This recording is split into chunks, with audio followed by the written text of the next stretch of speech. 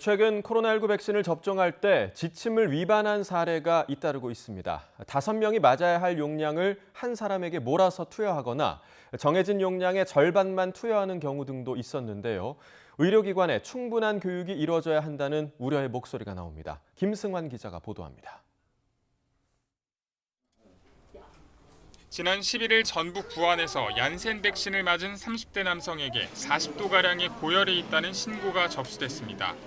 보건당국 조사 결과 이 남성을 포함해 5명에게 정량보다 5배에 달하는 양이 투여됐습니다. 얀센 백신의 경우 별도 주사기가 보급되지 않아서 기존 병원에서 쓰던 주사기로 접종하다가 과다 투여된 겁니다.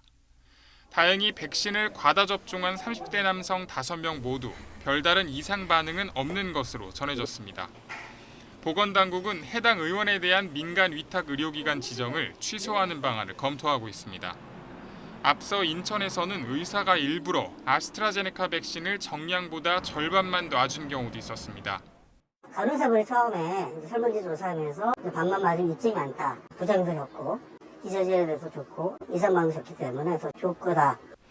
병원 측은 고령층의 이상 반응 가능성을 줄이기 위한 것이라고 해명했지만 명백한 지침 위반입니다. 이 밖에 지난 11일 경남 진주에서 얀센 백신을 예약한 50대 예비군 여성에게 아스트라제네카 백신을 접종하는 사례도 있었습니다. 현장에서 발생하는 이런 종류의 문제는 사람이 실수를 할 수 있기 때문에 벌어지는 일인데요. 예. 실수를 줄이기 위해서 조금 시스템을 보완할 필요는 있어 보입니다.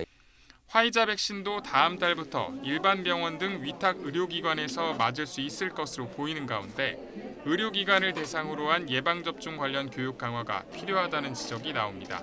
YTN 김승환입니다.